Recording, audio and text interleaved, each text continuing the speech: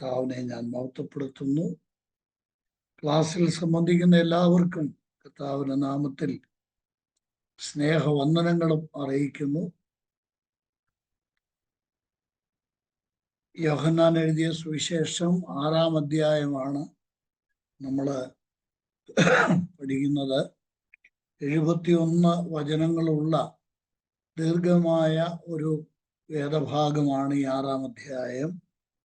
ഇതിൽ ആദ്യം നമ്മൾ പരിഗണിക്കുന്നത് 2 അത്ഭുതങ്ങളാണ്. അതിന് യോഹന്നാൻ ഉപയോഗിച്ചിരിക്കുന്ന വാക്ക് അടയാളം എന്നുള്ള വാക്കാണ്. 2 അടയാളങ്ങൾ ഈ അധ്യായത്തിൽ യോഹന്നാൻ രേഖപ്പെടുത്തിയിട്ടുണ്ട്. ഈ 2 അടയാളങ്ങളോട് ചേർന്നും ചില ആത്മീക സത്യങ്ങളും നമ്മൾക്ക് പഠിക്കാനുണ്ട്. അതിൽ കർത്താവ് ഈ അധ്യായത്തിൽ ഏറെയും പ്രതിപാദിക്കുന്നത് 5 അപ്പവും 2 ചെറുമീനുകളും കൊണ്ട് 5000 പേരെ, 5000 പേരെല്ലാം നമുക്കറിയാം, അവരെ പോഷിപ്പിച്ച, അവർക്ക് അവരുടെ വിശപ്പടക്കിയ ചരിത്രമാണ് ആദ്യം കാണുന്നത്. അതിനെ സംബന്ധിച്ചുള്ള വിശദമായ, അതോട് ബന്ധപ്പെട്ട വിശദമായ ഒരു പ്രഭാഷണം, ഒരു പഠനമാണ് കർത്താവ് തുടർന്ന് നടത്തുന്നത്. അത് നമ്മുടെ ആത്മീക ജീവിതത്തിൽ, നമ്മുടെ എന്ന് മാത്രമല്ല രക്ഷിക്കപ്പെടാത്തവരുടെയും ആത്മീക ജീവിതത്തിൽ അത് വളരെ പ്രധാനപ്പെട്ട കാര്യമാണ്. ഇതില് ആദ്യം നമ്മൾ കണ്ടത് തിബരിയാസ് എന്ന സ്ഥലത്ത് വെച്ചാണ് ഈ അത്ഭുതം അഥവാ ഈ അടയാളം കർത്താവ് ചെയ്യുന്നത്. വലിയൊരു പുരുഷാരം കർത്താവിനെ അനുഗമിക്കുന്നു. അതിൻ്റെ കാരണവും നമ്മൾ കണ്ടു. കർത്താവ് രോഗികളിൽ ചെയ്യുന്ന അടയാളങ്ങൾ അത് കണ്ടിട്ടാണ് ഈ പുരുഷാരം കർത്താവിനെ അനുഗമിച്ച് ചെന്നത്. ആ സമയത്താണ് കർത്താവ് മലയിൽ കയറി അവിടെ ഇരുന്നു എന്നാണ് നമ്മൾ വായിക്കുന്നത്. ഈ മലയിൽ കയറി കർത്താവ് ഇരുന്നു എന്നുള്ള ആ പ്രയോഗം വളരെ പ്രധാനമാണ്. അതാണ് നമ്മളിപ്പോൾ ഷൈജൻ ബ്രദറും ജോസാറും ഒക്കെ ഓർമ്മിപ്പിച്ചത്. അതാണ് ഈ മലയും കർത്താവുമായിട്ടുള്ള ബന്ധം. അത് വളരെ വിസ്തൃതമാണ്. അതിൽ 8 കാര്യങ്ങൾ മാത്രമാണ് നമ്മൾ ചിന്തിച്ചത്. ഇതുകൂടാതെയും പല കാര്യങ്ങളുണ്ട്. അതിൽ നമ്മൾ ഈ പഠിച്ചതിനോട് ചേർത്ത് വയ്ക്കേണ്ട ഒരു മലയുണ്ട്. അത് 9ാമത്തെ മല. അതാണ് ദ മൗണ്ടൻ ഓഫ് അസെൻഷൻ, ആരോഹണത്തിൻ്റെ മല. അത് ഞാൻ ഒന്ന് പെട്ടെന്ന് പറഞ്ഞു പോയതാണ്. പ്രവൃത്തികളുടെ, അപ്പോസ്തലന്മാരുടെ പ്രവൃത്തികൾ 1-ാം അധ്യായത്തിൻ്റെ 12-ാം വാക്യത്തിലാണ് കർത്താവ് ശിഷ്യന്മാരെ കൂട്ടിക്കൊണ്ട് ഒലിവുമലയ്ക്ക് പോയിട്ട് അവിടെ നിന്ന് കർത്താവ് സ്വർഗാരോഹണം ചെയ്യുകയായിരുന്നു, എടുക്കപ്പെടുകയായിരുന്നു. അതേ മലയിലേക്ക് തന്നെ, മലയുമായിട്ടുള്ള കർത്താവിൻ്റെ ബന്ധം, അതേ മലയിലേക്ക് തന്നെ കർത്താവ് മടങ്ങി വരികയും ചെയ്യും. അപ്പോൾ കർത്താവ് മലയിൽ കയറി ഇരുന്നു എന്നുള്ളതാണ് കഴിഞ്ഞ ക്ലാസ്സിൽ ഒടുവിൽ നമ്മൾ ചിന്തിച്ചത്. ഇന്ന് നമുക്ക് അതിനെ തുടർന്നുള്ള ചില ആത്മീയ പാഠങ്ങൾ കൂടെ കഴിയുന്നത്ര വേഗത്തിൽ പഠിക്കാനായിട്ട് ശ്രമിക്കുക. ആ 3-ാം വാക്യം, 6-ാം അധ്യായത്തിൻ്റെ 3-ാം വാക്യം നമ്മൾക്ക് ഒരു പ്രാവശ്യം കൂടെ ശ്രദ്ധിക്കാം. യേശു മലയിൽ കയറി ശിഷ്യന്മാരോടുകൂടെ അവിടെ ഇരുന്നു. അവിടെ കർത്താവ് ശിഷ്യന്മാരോടുകൂടെ ഇരിക്കുന്ന ഒരു അനുഭവമാണ് നമ്മൾ കണ്ടത്. കർത്താവിനോടുകൂടെ മലയിൽ, കർത്താവിനോടുകൂടെ ശിഷ്യന്മാർ ഇരുന്നു എന്നുള്ളത് ഒരു സത്യമാണ്. എന്നാൽ അത് നേരെ തിരിച്ചാണ് ഇവിടെ പറഞ്ഞിരിക്കുന്നത്. ശിഷ്യന്മാരോടുകൂടെ കർത്താവ് ഇരുന്നു എന്നുള്ളതാണ്. ഞാനൊരു ടോപ്പിക്ക് കൂടെ ഇന്ന് നമ്മുടെ പഠനത്തിന് പറഞ്ഞു തരാം. അത് കുറിച്ചിട്ടോളുക. നിങ്ങളത് വികസിപ്പിക്കണം. കേട്ടോ. അത് കർത്താവിനോട് കൂടെ ഇരിക്കുക, കർത്താവിനോടുകൂടെ ഇരിക്കുന്ന അനുഭവം, ക്രിസ്തുവിനോടുകൂടെ ഇരിക്കുക. ഇവിടെ അതാണ് നമ്മൾ വായിക്കുന്നത്. കർത്താവ് ശിഷ്യന്മാരോട് കൂടെ ഇരുന്നു. രണ്ടും പരസ്പര പൂരകമാണ്. നാം കർത്താവിനോട് കൂടെ ഇരിക്കുന്നതും കർത്താവ് നമ്മോട് കൂടെ ഇരിക്കുന്നു. അപ്പോൾ കർത്താവ് തൻ്റെ പാവപ്പെട്ടവരായ എളിയവരായ ശിഷ്യന്മാരോടുകൂടെ കർത്താവ് ഇരിക്കുക. അതൊരു വലിയ പദവിയാണ്. നമ്മുടെ കൂടെ കർത്താവ് ഇരിക്കുക എന്നുള്ളത് ഒരു വലിയ അനുഗ്രഹമാണ്. അത് ലോകത്തിലെ ഏറ്റവും ഉന്നതമായ ഒരു പദവിയാണ്. ഇവിടെ സാറ്റ് വിത്ത് ഹിസ് ഡിസൈപ്പിൾസ്, കർത്താവ് തൻ്റെ ശിഷ്യന്മാരോട് കൂടെ ഇരുന്നു. ഇതൊരു നല്ല പഠനമാണ്. ഞാൻ ഈ ഭാഗം വായിച്ചു കഴിഞ്ഞിട്ടും വളരെ സമയമെടുത്ത് ആ കാര്യങ്ങളൊന്ന് ചിന്തിക്കാനായിട്ട് ശ്രമിച്ചു. എനിക്ക് വലിയ സന്തോഷം തോന്നിയ ഒരു കാര്യമാണ്. പുതിയ നിയമം ആരംഭിക്കുന്നത് കർത്താവിൻ്റെ ഈ പേര് പറഞ്ഞുകൊണ്ടാണ്, അല്ലേ? യേശു കർത്താവിൻ്റെ ഈ പേര് പറഞ്ഞുകൊണ്ടാണ് ഈ പുതിയ നിയമം ആരംഭിക്കുന്നത് തന്നെ. മത്തായി 1:22 നമ്മൾ വായിക്കുന്നത് എന്താണ്? കന്യക ഗർഭം ധരിച്ച് ഒരു മകനെ പ്രസവിക്കും, അവന് ദൈവം നമ്മോടുകൂടെ. നോക്കുക, യേശുക്രിസ്തു നമ്മോടുകൂടെ എന്ന് പറഞ്ഞാൽ അതിൻ്റെ മഹത്വം ഇവിടെ വ്യക്തമാകുകയാണ്. എന്താ? കേവലം ഒരു മനുഷ്യനല്ല, ദൈവം നമ്മോടുകൂടെ. ആ അനുഭവമാണ് ഇവിടെ പ്രതിപാദിക്കപ്പെടുന്നത്. ശിഷ്യന്മാർ അത് എത്ര കണ്ട് ഉൾക്കൊണ്ടു എന്ന് നമുക്കറിഞ്ഞുകൂടാ. എന്നാൽ അതൊരു വലിയ സത്യമാണ്, അതൊരു വലിയ യാഥാർത്ഥ്യമാണ്. എന്താ? ശിഷ്യന്മാരോട് കൂടെ കർത്താവ് മലയിൽ ഇരിക്കുന്ന ഒരു അനുഭവം നമ്മുടെ ജീവിതത്തിൽ ഇതേ അനുഭവം ഉണ്ടാകണം. ഈ കർത്താവ് ആഗ്രഹിച്ചത്, ഞാൻ ഈ പറയുന്നത് പ്രത്യേകം നോട്ട് ചെയ്യണം അഥവാ മനസ്സിലാക്കണം. കർത്താവ് ആഗ്രഹിച്ചത് തൻ്റെ ശിഷ്യന്മാരോടുകൂടെ അല്പനേരം ഇരിക്കണം എന്നുള്ളത്. ശിഷ്യന്മാരെന്ന് പറഞ്ഞാൽ അപ്പോസ്തലന്മാരോടുകൂടെ. അന്ന് 12 പേരുണ്ടല്ലോ. അപ്പൊ അവരുടെ കൂടെ കുറച്ചു നേരം ഇരിക്കണമെന്നാണ് കർത്താവ് ആഗ്രഹിച്ച് മലമേൽ കയറി ഇരുന്നത്. പക്ഷെ ജനം സമ്മതിക്കില്ല. ജനം പുറകെ ചെല്ലുക, ജനം വിടുകയില്ല. അവർക്ക് സൗഖ്യം വേണം, അവർക്ക് അനുഗ്രഹം വേണം, അതിനുവേണ്ടി അവർ പുറകെ ചെല്ലുക. നമ്മളെപ്പോഴും ഓർക്കേണ്ട ഒരു കാര്യം, നമ്മുടെ കർത്താവിന് ഏറ്റവും വലിയ ആഗ്രഹം എന്താണെന്നറിയാമോ? നമ്മുടെ കൂടെ വേറിട്ടിരിക്കുക എന്നുള്ളതാണ്. ലോക മനുഷ്യനിൽ നിന്നൊക്കെ മാറി നമ്മള് ഈ ലോകവുമായിട്ടുള്ള സകല ബന്ധത്തിൽ നിന്ന് ഒഴിഞ്ഞ് കർത്താവും നമ്മളും കൂടെ ഒരുമിച്ചിരിക്കുന്ന ഒരനുഭവമാണ് കർത്താവ് നമ്മിൽ നിന്ന് ആഗ്രഹിക്കുന്നത്. നമ്മുടെ കർത്താവിൻ്റെ സ്നേഹം എന്ന് ഓർത്തു നോക്കി. നമ്മുടെ കൂടെ കർത്താവിന് ഇരിക്കണം.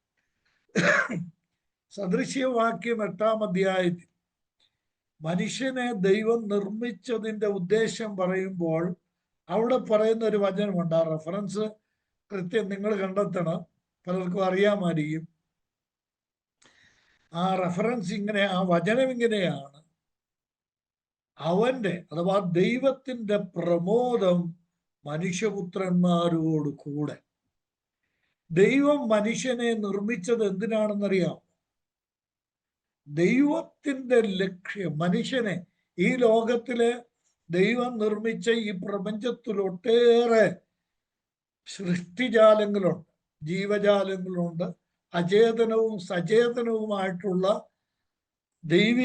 ദൈവ സൃഷ്ടികളുണ്ട്. എന്നാൽ ദൈവം കൂടെ വസിക്കാൻ ആഗ്രഹിച്ചത് ഒരേ ഒരു സൃഷ്ടിയോടുകൂടെയാണ്. ആ സൃഷ്ടി അല്ലെങ്കിൽ നിർമ്മിതിയോടുകൂടെയാണ്. മനുഷ്യനോടുകൂടെ ഇരിക്കണം. നമ്മളോടുകൂടെയുള്ള സഹവർത്തിത്വത്തിൽ ആയിരിക്കണമെന്നുള്ളതാണ് ദൈവം ആഗ്രഹിച്ചത്. പക്ഷേ ഉൽപ്പത്തി പുസ്തകം 2-3 അധ്യായങ്ങൾ അത് വ്യക്തമാക്കുക. ദൈവം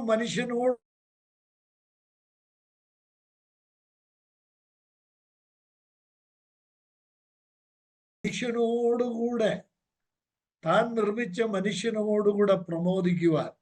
പക്ഷേ ആ പ്രമോദം അധികകാലം നീണ്ടു നിൽക്കുവാൻ മനുഷ്യൻ അനുവദിച്ചില്ല.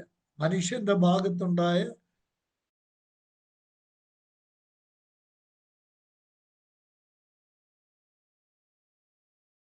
നമ്മുടെ കൂടെ ഇരിക്കുവാൻ നോക്കണം.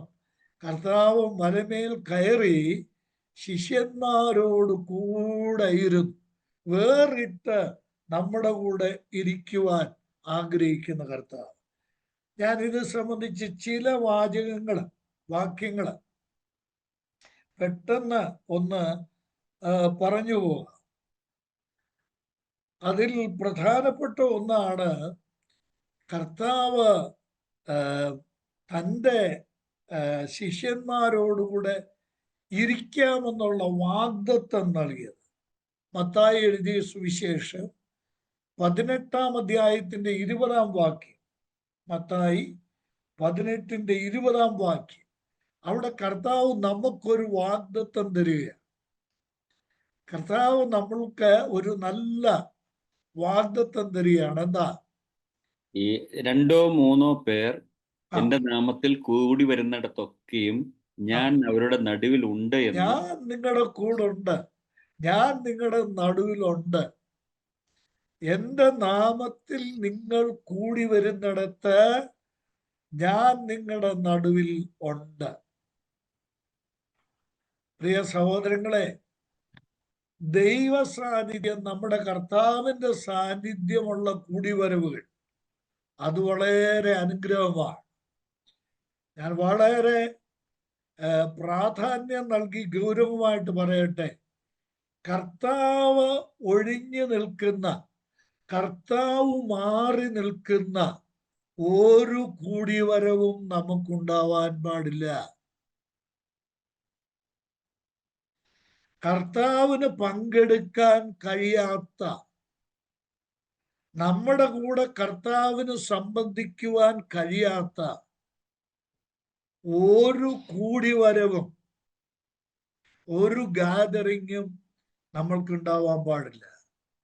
ഗെറ്റ് ടുഗദർ എന്നുള്ള വാക്ക് നമുക്കറിയാമല്ലോ. ആളുകൾ കൂടി വരുന്നതാണ് ഗെറ്റ് ടുഗദർ. അവിടെ കർത്താവിന് വരാനും സംബന്ധിക്കാനും കഴിയാത്ത പല കാര്യങ്ങളും പലയിടങ്ങളിൽ നടക്കുന്നുണ്ട്. മനസ്സിലാകുന്നല്ലോ ഞാൻ പറഞ്ഞത്? എന്നാൽ നമ്മൾക്ക് വലിയ ബോധ്യമുണ്ടായിരിക്കണം, ഞാൻ കൂടി വരേണ്ടത് എൻ്റെ കർത്താവിൻ്റെ നാമത്തിലാണ്. ഞങ്ങൾ കൂടി വരേണ്ടത് കർത്താവിൻ്റെ നാമത്തിൽ കൂടി വരുന്നിടത്ത് കർത്താവിന് സംബന്ധിക്കാൻ കഴിയാത്ത ഒരു കാര്യവും ഉണ്ടാവില്ല. ഉറപ്പുവരുത്തണം. എന്നിട്ടോ കർത്താവ് നമ്മുടെ കൂടെ ഉണ്ട് എന്നുള്ള ബോധ്യത്തോടുകൂടെ നമ്മൾ ആ കൂടിവരവിൽ വർത്തിക്കുവാൻ സാധിക്കും. ഞാൻ ഇതിന് നേരെ വിരുദ്ധമായ ഒരു കാര്യം പെട്ടെന്ന് പറയാം. വെളിപാട് പുസ്തകം 3-ാം അധ്യായത്തില് 7 സഭകൾക്കുള്ള ദൂത് കർത്താവ് നൽകുന്നുണ്ട്. നമുക്കറിയാമല്ലോ, 7 സഭകൾക്ക് കർത്താവ് നൽകുന്ന ദൂത് ഈ വെളിപാട് പുസ്തകം 2-3 അധ്യായങ്ങളിൽ നമ്മൾ വായിക്കുന്നു. അതിൽ ഏറ്റവും ഒടുവിലത്തെ സഭ അത് നമ്മൾ കാണുന്നത് 3-ാം അധ്യായത്തിലാണ്. 3-ാം അധ്യായത്തിന്റെ 14 മുതൽ 22 വരെയുള്ള വാക്യങ്ങളിൽ കാണുന്ന സഭയാണ് ലവോദിക്ക സഭ. ആ ലവോദിക്ക സഭയുടെ ഗതികേട് എന്താണെന്നറിയാമോ? ആ സഭയിലുള്ളവർക്കെല്ലാം വളരെ സമ്പന്നരാണ്. അവരാ സഭയ്ക്കകത്ത് നിന്നുണ്ടാക്കുന്ന അവര് ഉയർത്തുന്ന ഒച്ചപ്പാട് ഈ ഭാഗത്ത് കാണാൻ പറ്റുന്നുണ്ട്. അവരെന്താ പറയുന്നത്? ഇതിനകത്തിരുന്നുകൊണ്ട് 17-ാം വാക്യത്തിൽ വചനത്തിൽ അത് രേഖപ്പെടുത്തിയിട്ടുണ്ട്. ഞാൻ ധനവാനാണ്, സമ്പന്നനായിരിക്കുന്നു, എനിക്കൊന്നിനും മുട്ടില്ല. അപ്പോൾ സമ്പത്ത് വർദ്ധിച്ചു. It was A material church, materialistic church. ഭൗതികമായ ഒരു സഭയായിരുന്നു, സമ്പന്നന്മാര് കൂടി വന്ന സഭയായിരുന്നു, പണക്കാരുടെ ഒരു സഭയായിരുന്നു. എന്നാൽ കർത്താവ് ആ സഭയെക്കുറിച്ച് പറയുന്നത് എന്താണെന്ന് നോക്കിയേ. ആ 17-ാം വാക്യത്തിന്റെ 2-ാം ഭാഗം, നീ നിർഭാഗ്യവാനാണ്, അരിഷ്ടനാണ്, ദരിദ്രനാണ്, കുരുടനാണ്, നഗ്നനാണ്. കർത്താവ് ആ സഭയെ നോക്കുമ്പോൾ അഞ്ച് അയോഗ്യതകൾ അവർക്കുണ്ട്. ഇത് 5ഉം വളരെ പ്രധാനപ്പെട്ടതാണ്. ഞാൻ വേഗം ഇങ്ങനെ പറഞ്ഞു പോകട്ടെ. അവരുടെ നോട്ടത്തിൽ അവർ സമ്പന്നരാണ്, അവർ ധനവാന്മാരാണ്, അവർക്കൊന്നിനും കുറവില്ലാത്തവരാണ്. പക്ഷെ കർത്താവ് നോക്കുമ്പോൾ അവർ ദരിദ്രരാണ്. കണ്ടോ ആ വാക്ക്? കർത്താവ് ഉപയോഗിച്ചിരിക്കുന്ന വാക്കുണ്ടോ? നീ സമ്പന്നനല്ല, നീ ദരിദ്രനാണ്, നീ നഗ്നനാണ്, നീ കുരുടനാണ്, നീ അരിഷ്ടനാണ്. ഈ സഭയെക്കുറിച്ച് കർത്താവ് പറയുക. ഇനിയും 20-ാമത്തെ വാക്യത്തിൽ വരുമ്പോൾ ഈ സഭയെ സംബന്ധിച്ചുള്ള കർത്താവ് പറയുന്ന ഈ ദൂതിൽ 20-ാമത്തെ വാക്യത്തിൽ വരുമ്പോൾ ഒരു വലിയ ദൗർഭാഗ്യകരമായ, ഏറ്റവും ദയനീയവും ദുഃഖകരവുമായ ഒരു കാര്യമാണ് കർത്താവ് ഇവിടെ പറയുന്നത്. കണ്ടോ എന്താ 20-ാം വാക്യം? ഞാൻ വാതിൽക്കൽ നിന്ന് മുട്ടുന്നു, ആരെങ്കിലും എന്റെ ശബ്ദം കേട്ട് വാതിൽ തുറന്നാൽ ഞാൻ അവന്റെ അടുക്കൽ ചെന്ന് അവനോടും അവൻ എന്നോടും കൂടെ അത്താഴം കഴിക്കും. ഇതിനകത്ത് ഈ വാക്യത്തിലൊക്കെ ദൈവം എന്ന് വെച്ചാല് എപ്പോഴെങ്കിലും നമ്മൾക്ക്, എനിക്ക് ആയുസ്സൊക്കെ ആരോഗ്യമൊക്കെ ഉണ്ടാകട്ടെ, നമുക്ക് ഒരുമിച്ചിരിക്കാൻ അവസരം കിട്ടുകയാണെങ്കിൽ ഈ വിഷയം യോഹന്നാൻ സുവിശേഷമാണല്ലോ. അപ്പൊ ഇതധികം വ്യാപകമായിട്ട് ഇപ്പൊ പറയാൻ പറ്റില്ല, പിന്നീട് എപ്പോഴെങ്കിലും നമ്മൾക്ക് ചിന്തിക്കുക. ഈ വചനത്തിൽ ഒരുപാട് ദോഷാരോപണങ്ങൾ, ഒരുപാട് കുറ്റാരോപണങ്ങൾ കർത്താവ് ഈ സഭയെ സംബന്ധിച്ച് പറയുന്നുണ്ട്. ആ 20-ാം വാക്യം വളരെ പ്രധാനമാണ്. അത് വിശദീകരിച്ച് ചിന്തിക്കേണ്ടതാണ്. ഇവിടെ നമ്മൾ ചിന്തിക്കാൻ, നമ്മുടെ വിഷയത്തോട് ബന്ധിച്ച് നമ്മൾ ചിന്തിക്കേണ്ട കാര്യം എന്താ? കർത്താവ് എവിടാ നിൽക്കുന്നത്? കർത്താവ് വാതിലിന് പുറത്താ നിൽക്കുന്നത്.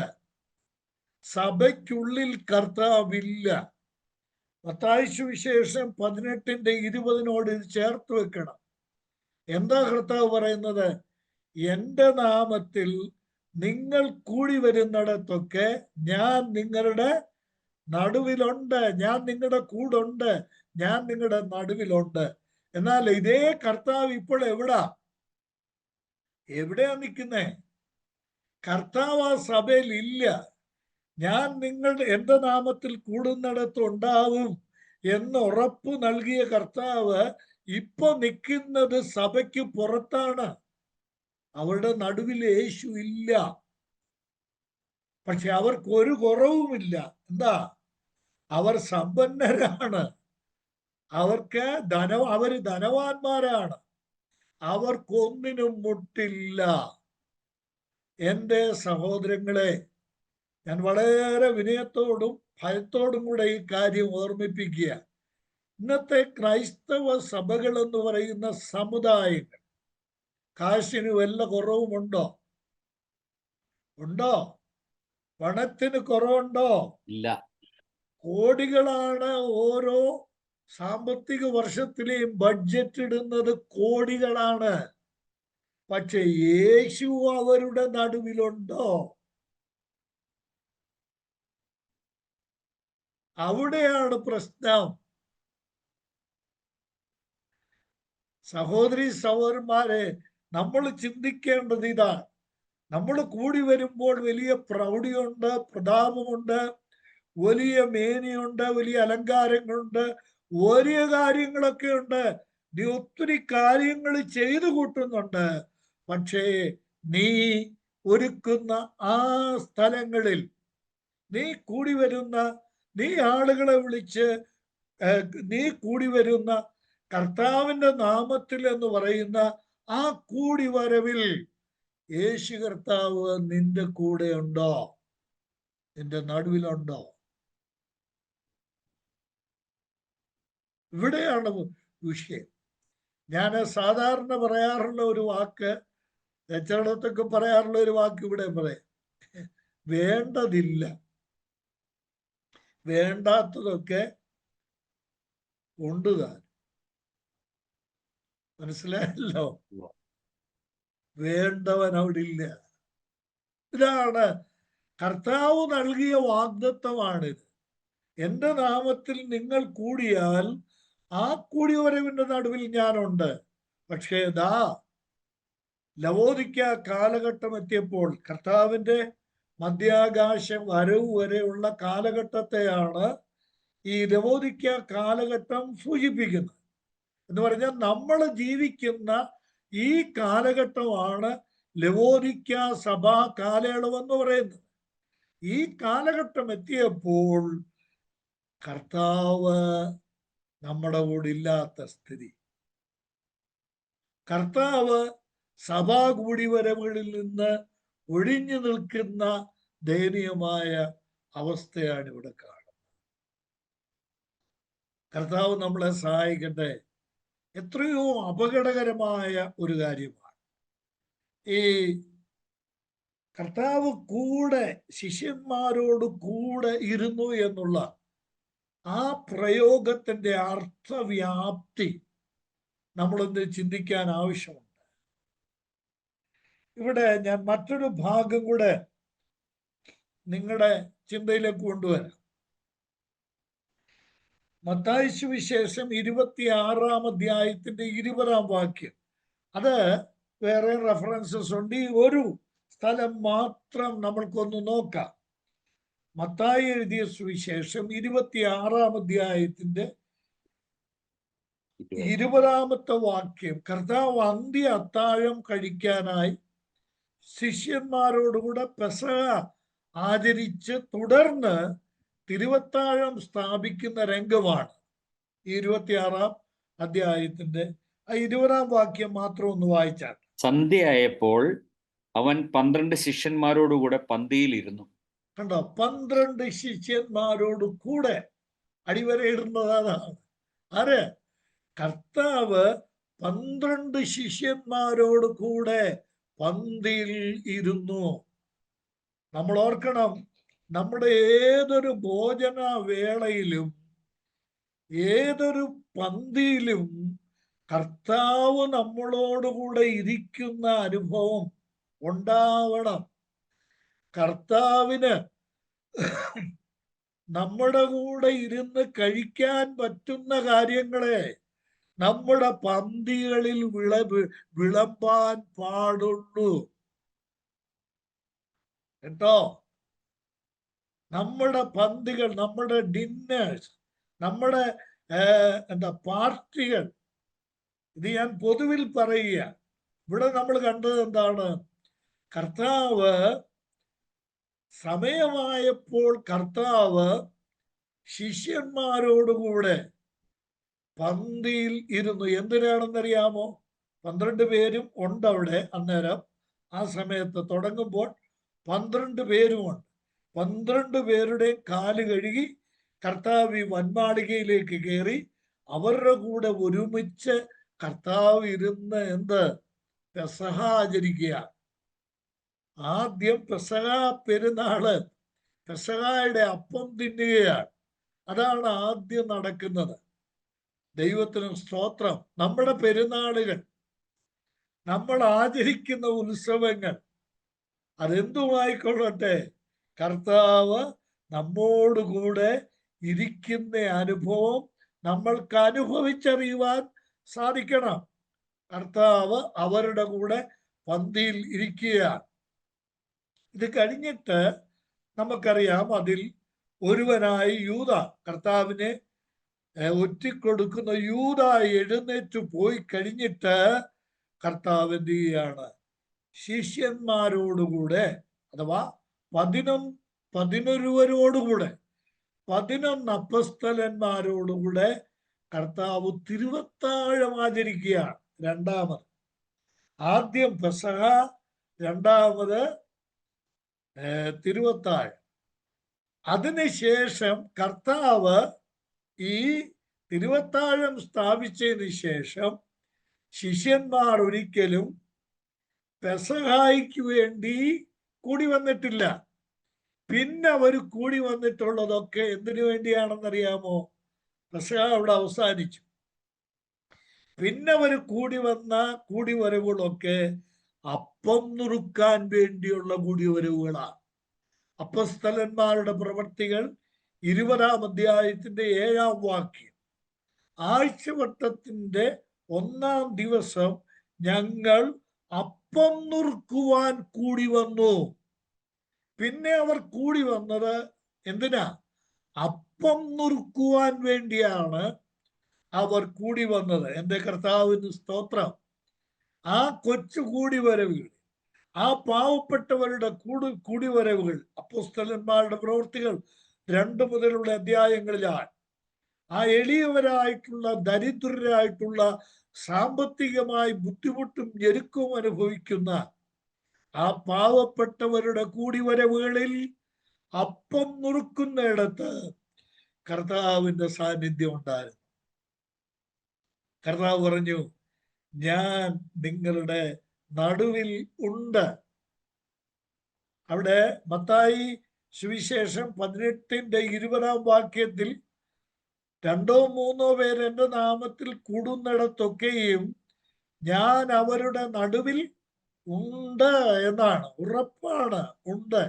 അപ്പൊ നമ്മളൊരു യോഗം കൂടുമ്പോൾ പ്രാർത്ഥിക്കണ്ട, കർത്താവെ ഇന്ന് ഞങ്ങളുടെ യോഗത്തിന് നീ വരണേ എന്ന് പ്രാർത്ഥിക്കണ്ട. എന്താ കാരണം? പ്രാർത്ഥിക്കണ്ട. കർത്താവിന്റെ വാഗ്ദത്തം എന്താ? എൻ്റെ നാമത്തിലാണ് നിങ്ങൾ കൂടുന്നതെങ്കിൽ ഞാൻ നിങ്ങളുടെ നടുവിൽ ഉണ്ട്. ഞാൻ നിങ്ങളുടെ നടുവിൽ ഉണ്ട്. അപ്പോൾ ഈ പ്രാർത്ഥന അസ്ഥാനത്താണ്. നാം കർത്താവിന്റെ നാമത്തിൽ കൂടി വരുന്നിടത്ത് കർത്താവിനെ ക്ഷണിക്കുന്നത് ഒരു അസ്ഥാനത്തുള്ള പ്രാർത്ഥനയാണ്. ആ പ്രാർത്ഥന തെറ്റായ പ്രാർത്ഥനയാണ്. കർത്താവ് നമ്മുടെ നടുവിലുണ്ട്. എവിടെയാണ്? തിരുവത്താഴം ആചരിക്കുന്ന ദൈവജനത്തിന്റെ നടുവിൽ കർത്താവായ യേശു ക്രിസ്തു അവരോട് കൂടെ പന്തിയിൽ ഇരിക്കുകയാണ്. ഇതൊരു വലിയ അനുഭവവും അനുഗ്രഹവുമാണ്. ഞാൻ ഒറ്റ വാചകത്തിൽ ഇങ്ങനെ പറഞ്ഞിട്ട് അടുത്ത ആശയത്തിലേക്ക് പോകാമെന്ന് വിചാരിക്കുക. നമ്മുടെ കുർബാന എന്ന് പറയുന്ന, തിരുവത്താഴം എന്നാണല്ലോ കുർബാനയെ വിശേഷിപ്പിക്കുന്നത്, എന്ന് പറഞ്ഞാണല്ലോ നമ്മുടെ ഈ കുർബാനയൊക്കെ നടക്കുന്നത്. ഞാൻ ചോദിക്കട്ടെ പ്രിയപ്പെട്ടവരെ, കർത്താവിന്റെ സാന്നിധ്യം അവിടെയുണ്ടോ? ഇത് വളരെ പ്രധാനപ്പെട്ട ഒരു ആത്മീയ സത്യവും ആത്മീയ ചിന്തയുമായി നമ്മൾ കാണണം. ഞാൻ നിങ്ങളുടെ ചിന്തയ്ക്ക് അത് വിടുകയാണ്. അപ്പോൾ കർത്താവ് തൻ്റെ ജനത്തോടു കൂടെ, തൻ്റെ ശിഷ്യന്മാരോട് കൂടെ കർത്താവ് ഉള്ളത്, ഒന്ന് കർത്താവിന്റെ നാമത്തിൽ കൂടുന്നിടത്ത് കർത്താവുണ്ട്. 2, കർത്താവ് അവരോടുകൂടെ പന്തിയിരിക്കുവാൻ ആഗ്രഹിക്കുന്നവനാണ്. ഇനിയും നമ്മള് ഇതേ വിഷയം തന്നെ നമ്മൾ ചിന്തിച്ചാൽ, കർത്താവ് നമുക്ക് വേറൊരു വാഗ്ദത്തം കൂടെ തന്നിട്ടുണ്ട്. ശിഷ്യന്മാരോട് കൂടെ എന്നുള്ള, ശിഷ്യന്മാരോട് കൂടെ ഇരുന്നു എന്ന ആ സന്ദേശത്തോട് ചേർത്ത് വേറൊരു വാഗ്ദത്തം നമ്മൾക്കുണ്ട്. മത്തായി സുവിശേഷം 28-ാം അധ്യായത്തിന്റെ 20-ാം വാക്യമാണ്. ഞാൻ നിങ്ങളോട് കൽപ്പിച്ചതൊക്കെയും പ്രമാണിപ്പാൻ തക്കവണ്ണം ഒടുവിലത്തെ വാക്യം മാത്രം മതി. ഞാനോ ലോകാവസാനത്തോളം എല്ലാ നാളും നിങ്ങളോട് കൂടെ ഉണ്ട്. നിങ്ങളോട് കൂടെ ഉണ്ട്. കർത്താവ് പറയുകയാണ്, നമ്മുടെ ജീവിതത്തിലെ ഏറ്റവും വലിയ അനുഗ്രഹം എന്താ? ഏറ്റവും വലിയ നന്മ എന്താ? ഏറ്റവും വലിയ വിജയം എന്താണ്? നമ്മുടെ ജീവിതത്തിലെ നമുക്ക് അനുഭവിക്കുവാൻ കഴിയുന്ന ഏറ്റവും വലിയ മഹത്വം എന്താണ്? സ്തോത്രം. എല്ലാ നാളും ഞാൻ നിങ്ങളോട് കൂടെയുണ്ട്. ഞാന് വളരെ വിനയത്തോടെ ഈ ക്ലാസ്സിൽ സംബന്ധിക്കുന്ന നമ്മുടെ സഹോദരങ്ങളോട് പറയട്ടെ, നമ്മുടെ ഏറ്റവും വലിയ ധൈര്യം എന്താണെന്നറിയാമോ? കർത്താവ് നമ്മുടെ കൂടെ ഉണ്ട് എന്നുള്ളതാണ്. ഞാൻ വളരെ വേഗത്തിൽ ഈ സത്യം ചിന്തിക്കുമ്പോൾ വളരെ വേഗത്തിൽ ഒരു ആശയം കൂടെ പറഞ്ഞു പോകാം. മത്തായി സുവിശേഷം 1-ാം അധ്യായം അഥവാ പുതിയ നിയമം ആരംഭിക്കുന്നത് ഇമ്മാനുവേൽ എന്ന ആ വാഗ്ദത്തത്തോടു കൂടെയാണ്. ദൈവം നമ്മോട് കൂടെ. അങ്ങനെയാണ് മത്തായിയുടെ സുവിശേഷം ആരംഭിക്കുന്നത്. ദൈവം നമ്മുടെ കൂടെ. ആ സുവിശേഷം അവസാനിക്കുന്ന ഒടുവിലത്തെ വാചകം എന്താ? അത് തന്നെയാണ്, ഇമ്മാനുവേലാണ് ഞാൻ എന്ന് പറഞ്ഞുകൊണ്ടാണ് ആ സുവിശേഷം അവസാനിക്കുന്നത്. ലോകാവസാനത്തോളം ഞാൻ നിങ്ങളോട് കൂടെയുണ്ട്. നമുക്ക് നമ്മുടെ കർത്താവിൽ ശരണപ്പെടുകയും ധൈര്യപ്പെടുകയും ചെയ്യാം. ഞാൻ ഒരു വാക്ക് നമ്മുടെ എല്ലാവരുടെയും ധൈര്യത്തിനു വേണ്ടി പറയുക, എല്ലാവരും നമ്മുടെ കൂടെ എന്നും ഉണ്ടായിരിക്കുകയില്ല. കേട്ടോ? നമ്മൾ സ്നേഹിക്കുന്നവരും നമ്മളെ സ്നേഹിക്കുന്നവരും എല്ലാവരും എല്ലാ കാലവും നമ്മുടെ കൂടെ ഉണ്ടാവുകയില്ല. ചിലര് പിണങ്ങിപ്പോവും, ചിലര് മരണം വഴി തിരശ്ശീലയ്ക്ക് അപ്പുറത്തേക്ക് പോകും. എന്നാൽ വാക്ക് പറഞ്ഞവൻ വിശ്വസ്തനാണ്. എല്ലാ നാളും എന്നും എപ്പോഴും നമ്മളോട് കൂടെ നമ്മുടെ കർത്താവുണ്ട്. അത് കർത്താവിന്റെ വാഗ്ദത്തമാണ്. ലോകാവസാനത്തോളം ഞാൻ നിങ്ങളോട് കൂടെയുണ്ട്.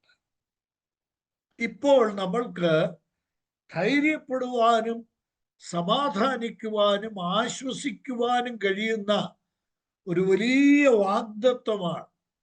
കർത്താവ് നമ്മുടെ കൂടെ ഉണ്ട്. നമ്മുടെ കൂടിവരവുകളിൽ മാത്രമല്ല, അവിടുന്ന് നമ്മൾ എഴുന്നേറ്റാൽ, നമ്മൾ പുറത്തോട്ട് പോയാൽ, അകത്തോട്ട് വന്നാൽ, നമ്മൾ വീട്ടിൽ നമ്മുടെ കസേരയിൽ ഇരുന്നാൽ, നമ്മുടെ അടുക്കളയിൽ നമ്മൾ ജോലി ചെയ്താൽ, നമ്മുടെ കിടക്കയിൽ നമ്മൾ കിടക്കുമ്പോൾ, നമ്മൾ ചെയ്യുന്ന ഏത് ജോലിയുടെയും സമയത്ത് നമ്മൾ എവിടെയായിരിക്കുന്നു അവിടെ, വെള്ളത്തിലൂടെ നമ്മൾ യാത്ര ചെയ്താൽ, ആകാശത്തൂടെ നമ്മൾ യാത്ര ചെയ്താൽ, കരയിലൂടെ റോഡിലൂടെ നമ്മൾ യാത്ര ചെയ്താൽ, സ്തോത്രം, ദൈവത്തിന് മഹത്വം, എല്ലാ നാളും എപ്പോഴും നമ്മുടെ കർത്താവ് നമ്മുടെ കൂടെ ഉണ്ട്. അത് കർത്താവിന്റെ വാഗ്ദത്തമാണ്. കർത്താവിന്റെ വാഗ്ദത്തമാണ്. ഞാൻ പഴയ നിയമത്തിലെ ഒരു സന്ദർഭം ഇതിനോടൊന്ന് ചേർത്ത് വെച്ചിട്ട് മുന്നോട്ട് പോകാൻ വിചാരിക്കുക. മോശ പ്രാർത്ഥിക്കുമ്പോൾ പ്രാർത്ഥിക്കുന്നുണ്ട്, നീ ഞങ്ങളുടെ കൂടെ പോരുന്നില്ലെങ്കിൽ ഞങ്ങളെ അയക്കരുത്. നിന്റെ സാന്നിധ്യം ഇല്ലെങ്കിൽ, നീ ഞങ്ങളുടെ കൂടെ വരുന്നില്ലെങ്കിൽ ഞങ്ങളെ അയക്കരുത്. ദൈവത്തിന് സ്തോത്രം. ദൈവം ഉടൻ തന്നെ മോശയോട് പറയുകയാണ്, എന്റെ സാന്നിധ്യം നിന്നോട് കൂടെ പോരും. ദൈവമക്കളെ, നമ്മൾക്ക് ദൈവത്തെ മഹത്വപ്പെടുത്താം. നമ്മുടെ കർത്താവ് നമ്മുടെ കൂടെ സഞ്ചരിക്കുന്നവനാണ്. ഏലീശ പ്രവാചകന്റെ കാലത്ത് നടന്ന ഒരു സംഭവം നമുക്കറിയാം. 2 രാജാക്കന്മാർ 6-ാം അധ്യായത്തിൽ പ്രവാചക ശിഷ്യന്മാർ ഏലിശയോട് പറയുന്ന ഒരു കാര്യമുണ്ട്. നമ്മൾ ഇരിക്കുന്ന ഇടം ഇടുക്കമാണ്, അതുകൊണ്ട് ഈ ഇടുക്കം ഒന്ന് മാറണം, അത് വിശാലമാക്കണം. അതിനെന്ത് ചെയ്യണം? കാട്ടിൽ പോയി തടി വെട്ടിക്കൊണ്ടുവരണം, എന്നിട്ട് അത് വിശാലമാക്കാനായിട്ട്. ആ ശിഷ്യന്മാർ ഒരു കാര്യം കൃത്യമായിട്ട് പറഞ്ഞു. എന്താ? നീ ഞങ്ങളുടെ കൂടെ വരണം, അവിടുന്ന് ഞങ്ങളുടെ കൂടെ വരണം. ആ ആവശ്യമനുസരിച്ച് ഏലിശ കൂടെ പോയി. അവിടെ സംഭവിച്ച കാര്യമൊക്കെ അറിയാമല്ലോ. മരം വെട്ടിക്കൊണ്ടിരിക്കുമ്പോൾ കോടാലി ഊരിപ്പോയി. ഏലിശായെ കൂടെ കൊണ്ടുപോയത് കൊണ്ട് എന്തുണ്ടായി? ദൈവത്തിന് സ്തോത്രം. നമ്മുടെ കർത്താവ് നമ്മുടെ കൂടെ ഉണ്ടെങ്കിൽ ഏതു നഷ്ടങ്ങളെയും തിരികെ തരുവാൻ കർത്താവ് ശക്തനാണ്. അതുകൊണ്ട് നമ്മുടെ ജീവിതത്തിൽ എപ്പോഴും നമ്മൾ ഉറപ്പ് വരുത്തേണ്ട കാര്യം, ഞാൻ അത് അടിവരയിട്ട് പറയുകയാണ്, ഇത് നമ്മളെ മറ്റുള്ളവരോട് പറയുമ്പോഴും നമ്മുടെ ജീവിതത്തിൽ ആത്മപരിശോധന നടത്തേണ്ടതുമായൊരു കാര്യം ഞാൻ പറയുകയാണ്.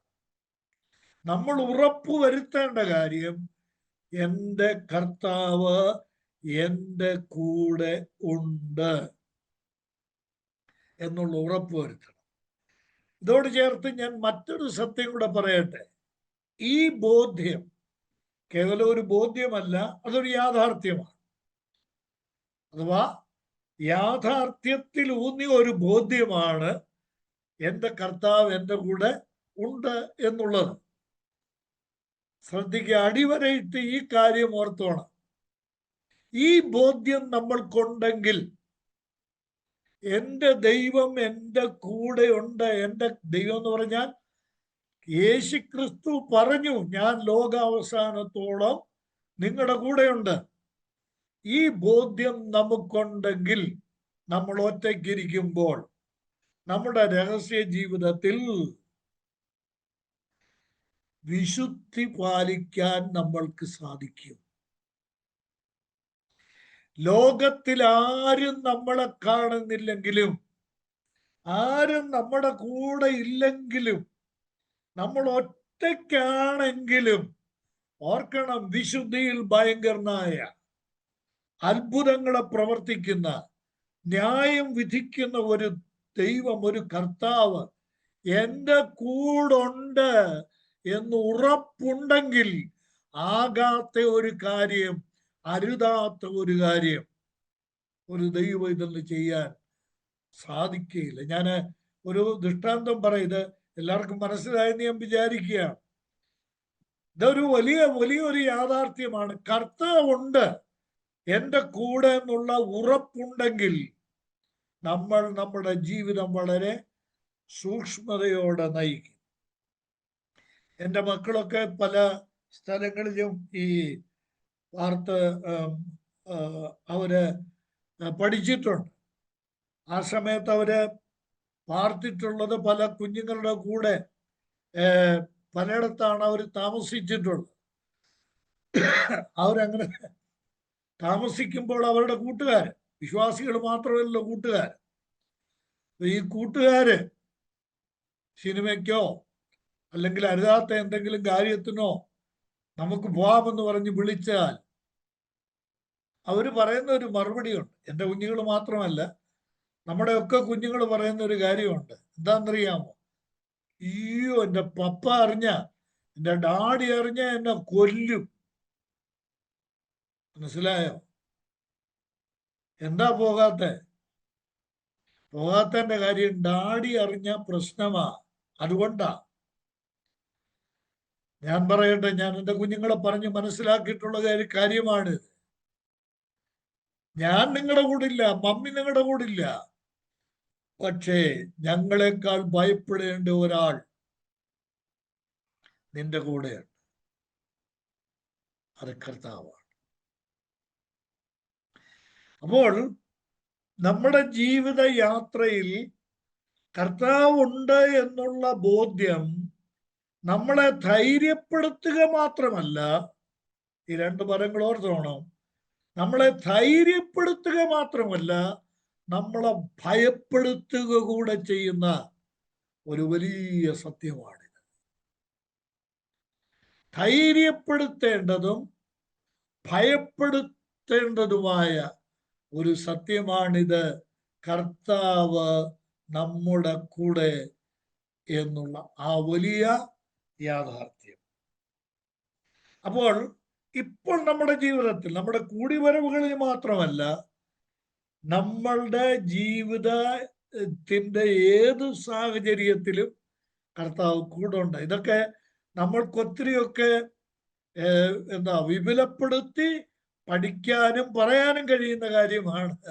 നമ്മൾ തീക്കകത്ത് വീണാൽ കർത്താവ് അവിടെ ഉണ്ട്. നാലാമനായി ശദ്രക് മേശക് അബേദ്നെഗോവിന്റെ കൂടെ ഇറങ്ങി വന്നവൻ നമ്മുടെ തീച്ചൂളയിൽ നമ്മോടുകൂടെ ഉണ്ട്. നീ നദിയിൽ കൂടെ നടന്നാൽ അത് നിന്നെ മുക്കിക്കളയുകയില്ല, ഞാൻ നിന്റെ കൂടെയുണ്ട്. ഇത് കർത്താവിന്റെ വാഗ്ദത്തമാണ്. നിങ്ങളുടെ ചിന്തയ്ക്ക് അത് വിടുക. ഇനിയും ഞാന് ഒരു വലിയ സത്യം കൂടെ ഇതിനോട് ചേർത്ത്, കർത്താവ് നമ്മുടെ കൂടെ ഇരിക്കുന്ന അനുഭവം സംബന്ധിച്ച് നമ്മുടെ കൂടിവരവുകളിലുണ്ട്, നമ്മുടെ ജീവിതത്തിന്റെ യാത്രയിൽ ഏത് സന്ദർഭങ്ങളിലുമുണ്ട്. അത് മാത്രമല്ല, ഇനി കർത്താവിന്റെ ഹൃദയത്തിന്റെ ഉള്ളിൽ ഒരു വലിയ ആഗ്രഹം കിടപ്പുണ്ട്. എന്താണ് ആഗ്രഹം എന്നറിയാമോ? അത് കർത്താവ് തന്റെ 11 അപ്പോസ്തലന്മാരോട് താൻ പോകുന്നതിന് തൊട്ടു മുമ്പ് പറഞ്ഞാൽ. എവിടാ? യോഹന്നാൻ എഴുതിയ സുവിശേഷം 14-ാം അധ്യായം 1 മുതൽ 3 വരെയുള്ള വാക്യങ്ങൾ. നിങ്ങളുടെ ഹൃദയം കലങ്ങരുത്. അവർക്ക് ഒരു വലിയ പ്രയാസം ഉണ്ടായി, പ്രതിസന്ധി ഉണ്ടായി. ആർക്ക്? ഈ 11 പേരോട് കർത്താവ് ആവർത്തിച്ച് പറയുക, ഞാൻ പോകുക, എൻ്റെ പിതാവിൻ്റെ അടുക്ക ഞാൻ പോകുക. ഇങ്ങനെ ആവർത്തിച്ച് പറയുക. ഇത് കേട്ടപ്പോൾ ആ ശിഷ്യന്മാരുടെ ഹൃദയം കലങ്ങി.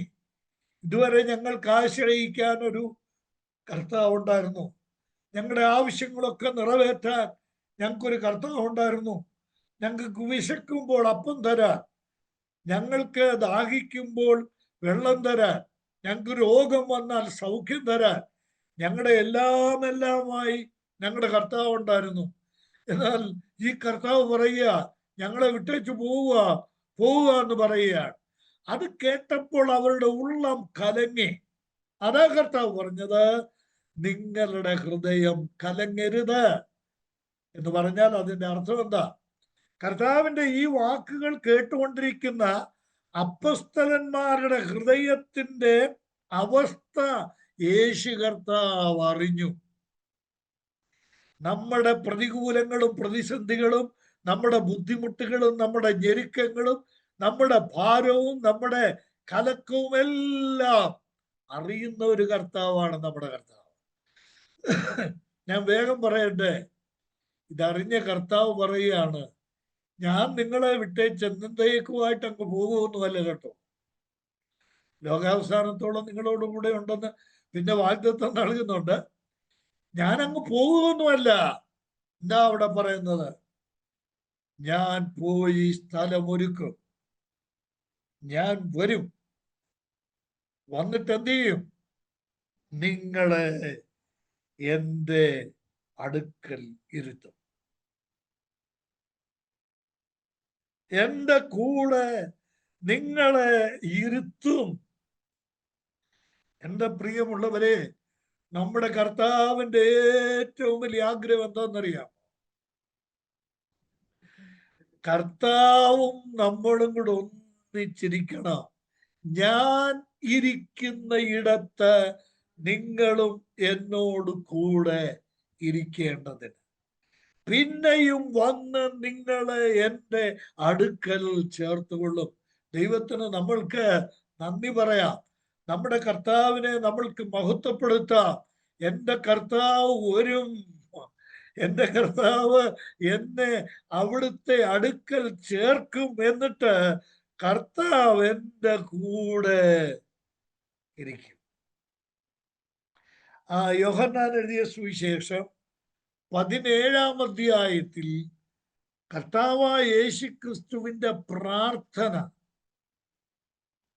കർത്താവിന്റെ മധ്യസ്ഥ പ്രാർത്ഥനയിൽ കർത്താവ് ഒടുവിൽ പിതാവിനോട് പറയുന്ന ഒരു ഭാഗമുണ്ട്.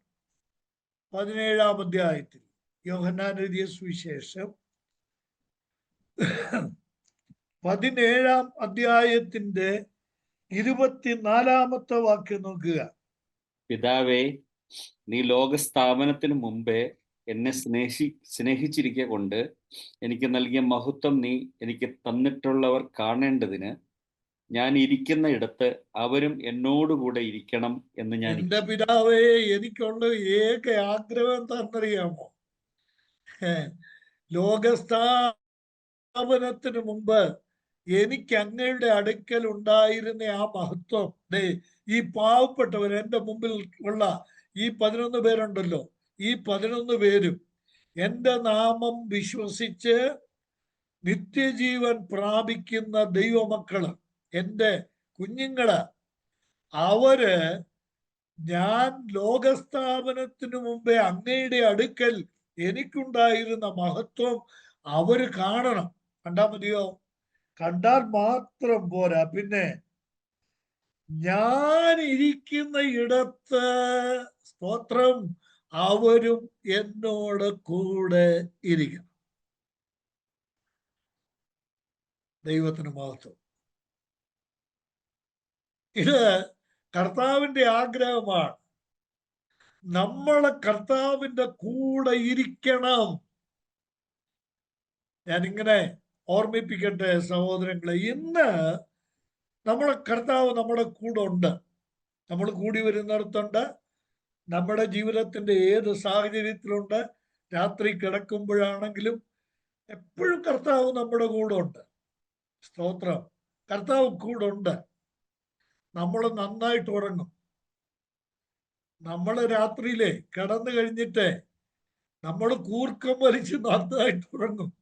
എന്നാൽ ഉറങ്ങാതെ, മയങ്ങാതെ നമ്മുടെ കിടക്കരികിൽ നമ്മുടെ കാവലായി നമ്മുടെ കർത്താവുണ്ട്. ദൈവത്തിന് സ്തോത്രം. അത് കർത്താവിന്റെ ആത്മീക സാന്നിധ്യമാണ്. നമ്മൾക്ക് കാണാൻ കഴിയുന്നില്ല. എന്നാൽ ദൈവത്തിന് സ്തോത്രം. ഉയർന്നൊരു മലയിൽ, ഏതാ മല? സ്വർഗത്തിൽ. നമ്മളെ കൂട്ടിക്കൊണ്ട് സ്വർഗത്തിൽ ചെന്നിട്ട് നമ്മളെ അവിടുത്തെ കൂടെ ഇരുത്തി അവിടുത്തെ മഹത്വം നമ്മൾ കാണുക മാത്രമല്ല, അവിടുത്തെ മഹത്വം നമ്മൾ പങ്കിടുന്ന, നമ്മൾ അനുഭവിക്കുന്ന, നമ്മൾ ഷെയർ ചെയ്യുന്ന അതികമനീയമായ ഒരു ഭാവിയാണ് നമ്മുടെ മുമ്പിലുള്ളത്. കേട്ടോ? ഇതൊക്കെ ധ്യാനിക്കുകയും ചിന്തിക്കുകയും ചെയ്യുമ്പോഴാണ് ഒരു യഥാർത്ഥ ദൈവവൈതലിന്റെ ഹൃദയം സന്തോഷിക്കുന്നത്. ഞാൻ ഇതോട് ചേർത്ത് ഒരു വചനം കൂടെ വയ്ക്കാം. അപ്പോൾ അത് കൃത്യമായിട്ട് അങ്ങ് യോജിക്കും. ഇത് ഞാൻ പറഞ്ഞല്ലോ, തുടക്കത്തില് പറഞ്ഞു, ഇത് പരസ്പര പൂരകമായ ഒരു അധിവാസമാണ്. കർത്താവ് നമ്മുടെ കൂടെ ഇരിക്കുക, നമ്മൾ കർത്താവിനോട് കൂടെ ഇരിക്കുന്ന അനുഭവമാണ്. തെസ്സലോനിക്കർക്ക് എഴുതിയ 1-ാം ലേഖനം 4-ാം അധ്യായത്തിന്റെ 13 മുതൽ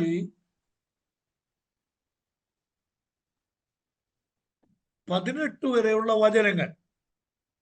സഹോദരന്മാരെ, നമുക്ക് ബ്രദറെ വായിച്ച ഒത്തിരി ദീർഘമാണല്ലോ, നമുക്കറിയാവുന്ന ഭാഗം.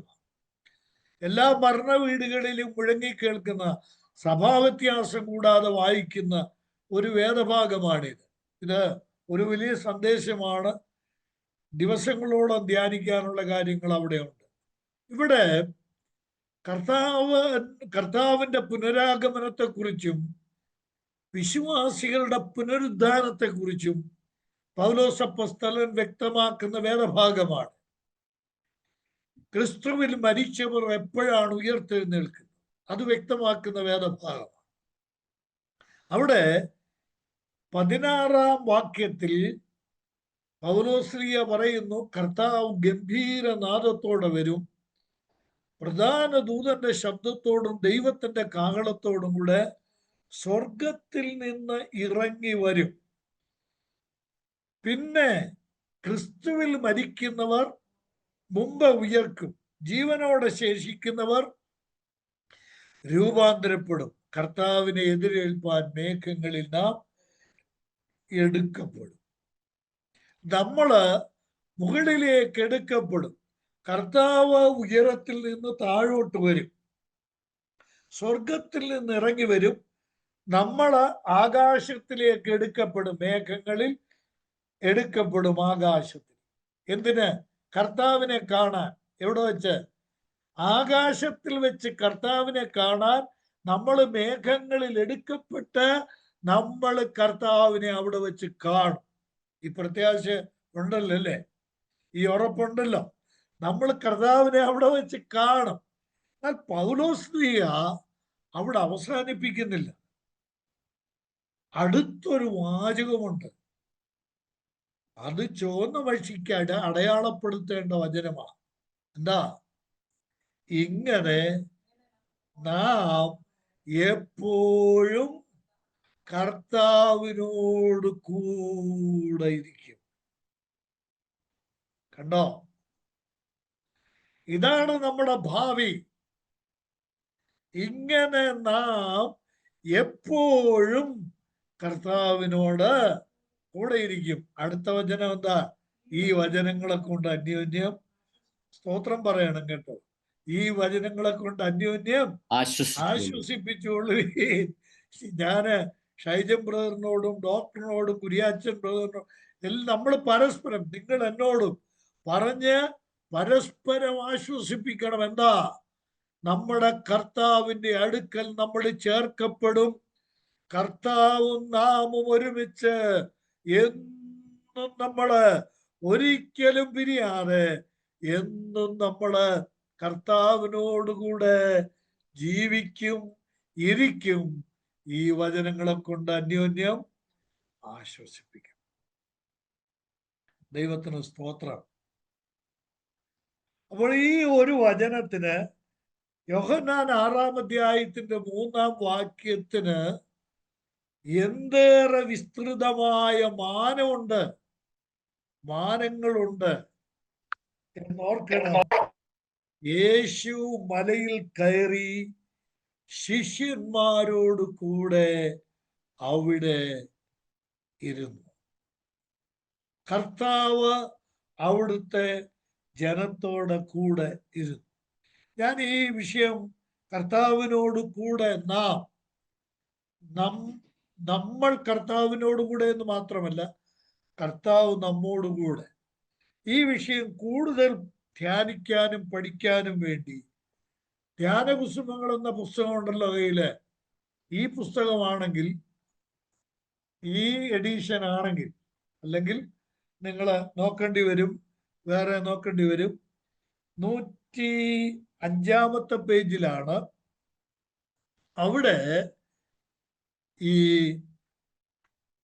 ഒരു നല്ല പഠനമുണ്ട്. ഈ വിഷയം അവിടെ നമ്മള് ചിന്തിച്ചിട്ടുണ്ട്, നമ്മള് ഒരുമിച്ച് ധ്യാനിക്കത്തക്ക വിധത്തിൽ ധ്യാനിച്ചിട്ടുണ്ട്. 19-ാമത്തെ വിഷയമാണ്, ധ്യാനപുസ്തകത്തിലെ 19-ാമത്തെ വിഷയമാണ് എപ്പോഴും കർത്താവിനോട് കൂടെ എന്ന ടൈറ്റിലിൽ ഒരു ധ്യാനമുണ്ട്. അതൊരു നല്ല പഠനമല്ല, ഒരു നല്ല ധ്യാനമാണ്.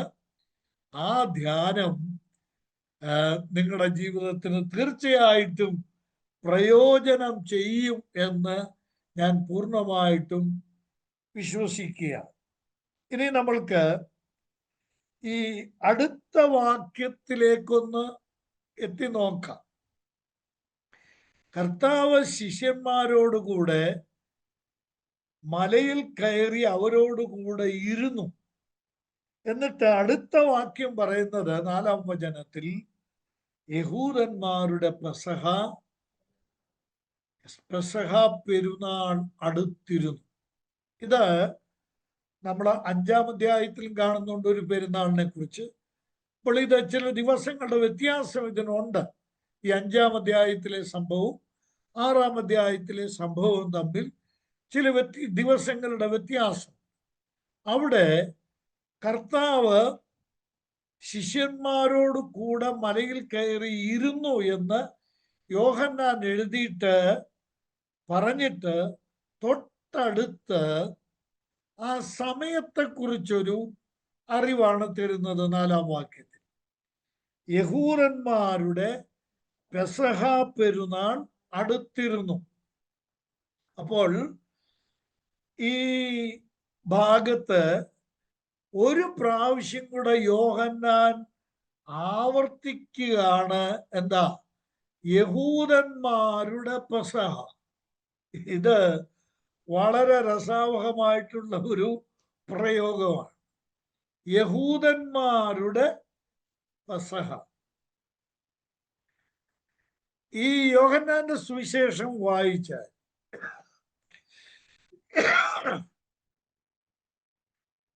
ആവർത്തിച്ചു വരുന്ന ഒരു പ്രയോഗമാണ്. ഞാൻ ഈ പറയുന്നതിന്റെ പ്രാധാന്യം പറഞ്ഞു കഴിയുമ്പോഴേ ചിലപ്പോൾ മനസ്സിലാവുള്ളൂ.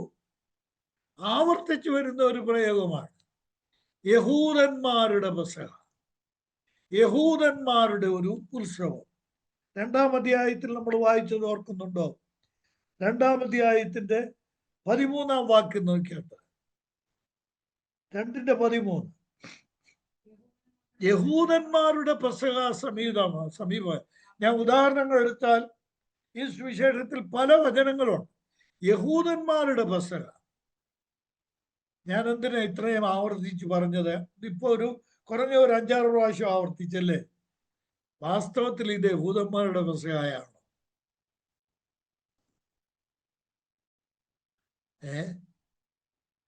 ഇത് യഹൂദന്മാരുടെ പെസഹയാണോ? നമുക്ക് പെട്ടെന്ന് പഴയ നിയമത്തിൽ ഈ ഉത്സവങ്ങളെ കുറിച്ചുള്ള കൽപ്പന നൽകുന്ന വേദഭാഗം നോക്കാം. ലേവ്യ പുസ്തകം 23-ാം അധ്യായത്തിന്റെ 1-ാം വാക്യം. പിന്നെയും മോശയോട് അരുളി ചെയ്തത്, നീ ഇസ്രായേൽ മക്കളോട് പറയേണ്ടത്, എന്റെ ഉത്സവങ്ങൾ വിശുദ്ധ സഭായോഗം വിളിച്ചു കൂട്ടേണ്ടുന്ന ആരുടെ ഉത്സവമാണ് ബ്രദറെ? ആരുടെ ഉത്സവം? മോശയോട് ദൈവം പറയുന്നത് എന്താ? എന്റെ ഉത്സവങ്ങൾ. എന്റെ ഉത്സവമാ. ഇത് ദൈവത്തിന്റെ ഉത്സവമാ. ഇത് എന്റെ ഉത്സവമാണ്. ഇനി 23-ാം അധ്യായത്തിന്റെ തന്നെ 5-ാം വാക്യം നോക്കട്ടെ. 1-ാം മാസം 14-ാം തീയതി സന്ധ്യാസമയത്ത് യഹോവയുടെ പെസഹ. ആരുടെ പെസഹയാ? യഹോവയുടെ പെസഹ. യഹൂദന്മാരുടെ പെസഹയാണോ? അല്ല. ഇത് ആരുടെ പെസഹയാണ്? ഇത് യഹോവയുടെ പെസഹയാണ്. യഹോവയുടെ പെസഹ കാലക്രമത്തിൽ ഇപ്പൊ ആരുടേതായി? യഹൂദന്മാരുടെയായി. യഹൂദന്മാരുടെ. എന്റെ സഹോദരങ്ങളെ, നമ്മുടെ ക്ലാസ് ഇനിയും അധികം ദീർഘിപ്പിക്കാൻ പറ്റുമല്ലോ. ഞാനിവിടെ ഈ കാര്യം പറഞ്ഞ് അവസാനിപ്പിക്കുക. ക്രൈസ്തവരെന്ന് അഭിമാനിക്കുന്ന ഇന്നത്തെ സമൂഹത്തിന്റെ ദയനീയ അവസ്ഥ ഇവിടെ ഉണ്ട്. എന്താ? ദൈവത്തിന്റെ സഭ ഇപ്പൊ ആരുടേതായി മാറി? എന്റെ പ്രിയമുള്ളവരെ, വളരെ ചിന്തിക്കണേ. യഹോവയുടെ ഉത്സവങ്ങൾ യഹൂദന്മാരുടെ ഉത്സവമായി മാറി. യഹോവയുടെ പെസഹ യഹൂദന്മാരുടെ പെസഹയായിട്ട് മാറി. ദൈവത്തിന് അവിടെ എന്താ സ്ഥാനം? നമ്മൾ തുടക്കത്തിൽ ചിന്തിച്ചത് ഇത് തന്നെയാണ്. ദൈവത്തിന് സ്ഥാനമില്ലാത്ത ആത്മീക ശുശ്രൂഷകളും ആത്മീക സമൂഹങ്ങളും. അപ്പോൾ ഞാൻ ഒരു ചോദ്യം ചോദിക്കട്ടെ, ആത്മീകം എന്നതിനെ വിളിക്കാൻ പറ്റുമോ? ഇത് ആത്മീക സമൂഹമാണോ? ഞാൻ ചോദിക്കുന്നത്, നമ്മുടെ നാട്ടിൽ കാണുന്ന NSS കരയോഗ മന്ദിരം അല്ലെങ്കിൽ NSS, SNDPയുടെ ഗുരുമന്ദിരവും നമ്മുടെ സഭാ കൂടിവരവുകളുടെ സ്ഥലങ്ങളും തമ്മിൽ എന്താ വ്യത്യാസം? എന്താ വ്യത്യാസം? ദൈവത്തിന് അവിടെ എന്ത് സ്ഥാനം? ദൈവവചനത്തിന് അവിടെ എന്ത് സ്ഥാനം? മാറിയില്ലേ കാലം?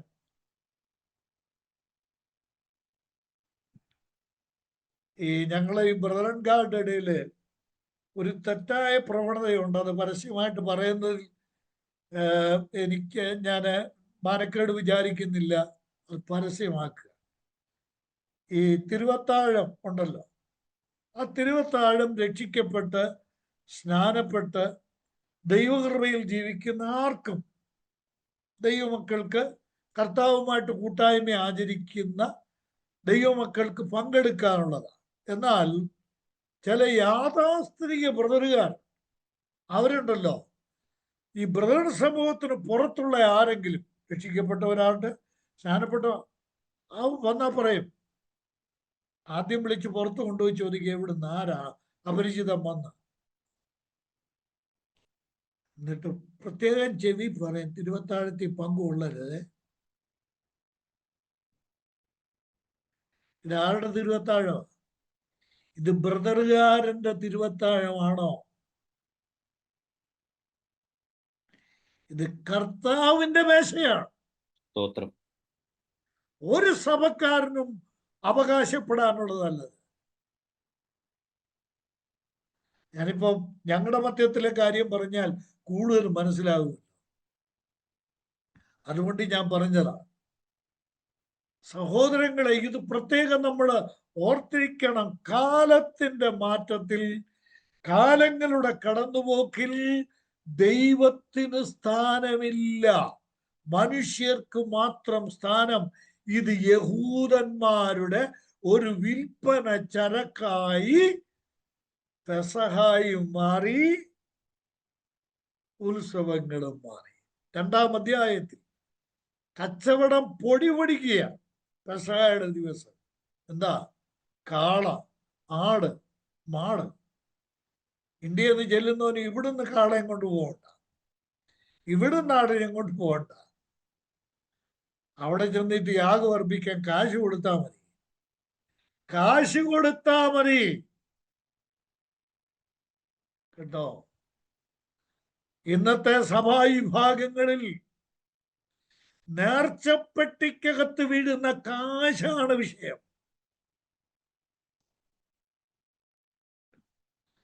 ഭണ്ഡാരത്തിൽ വീഴുന്ന കാശാണ്. കാര്യങ്ങളെല്ലാം മാറി. നമ്മൾ വളരെ ദുഃഖത്തോടും ഭയത്തോടും ഓർക്കുകയും നമ്മളെ ദൈവസന്നിധിയിൽ സമർപ്പിക്കുകയും ചെയ്യേണ്ട കാലഘട്ടത്തിലാണ് നമ്മൾ ജീവിക്കുന്നത്. യഹൂദ ജനത്തിന് വന്ന ഈ ദുർഗതി ക്രൈസ്തവ സമൂഹത്തിന് വരരുത്.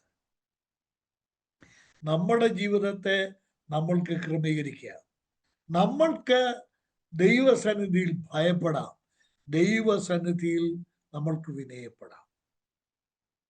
കർത്താവിൻ്റെ മഹത്വം, കർത്താവിൻ്റെ നാമത്തോട് ചേർത്ത്. യഹൂദന്റെ ഉത്സവമല്ല, യഹോവയുടെ ഉത്സവം. യഹൂദന്റെ പെസഹ അല്ല, യഹോവയുടെ പെസഹ. ഈ ബന്ധം നാമും നമ്മുടെ കർത്താവും ആത്മീക വിഷയങ്ങളുമായി ഉണ്ടാകുവാൻ നമ്മൾക്ക് സാധിക്കണം. ഇത് സമയം വൈകുന്നത് കൊണ്ട് ഞാനിപ്പോ ഇവിടെ നിർത്തുകയാണ്. യഹോവയുടെ പെസഹ സമീപമായത്. ആ പെസഹായോട് എന്തിനാ ഇതിനിടയ്ക്ക് പെസഹ പറഞ്ഞെന്ന് ഒരു സംശയം ഉണ്ടാകും. പെസഹായോട് ചേർന്ന ഒരടയാളമാണ് ഇനി നടക്കാൻ പോകുന്നത്. എന്താ? പെസഹായിക്ക് അവർ പുളിപ്പില്ലാത്ത അപ്പം തിന്നണം. യേശു ക്രിസ്തു ഇവിടെ ചെയ്യുന്ന അത്ഭുതം എന്താണ്? അടയാളം എന്താണ്? അപ്പം ജനങ്ങൾക്ക് മുറുക്കി കൊടുക്കുകയാണ്. ഇത് ഒരു വലിയ ആത്മീയ സത്യത്തെ വ്യക്തമാക്കുകയാണ്. ദൈവഹിതമായ നമുക്കിനി അടുത്ത ക്ലാസ്സുകളിൽ കുറെ കൂടെ വേഗത്തിൽ ചിന്തിച്ചു പോകാൻ സാധിക്കും എന്ന് ഞാൻ വിചാരിക്കുകയാണ്. കർത്താവ് നമ്മെ അനുഗ്രഹിക്കട്ടെ.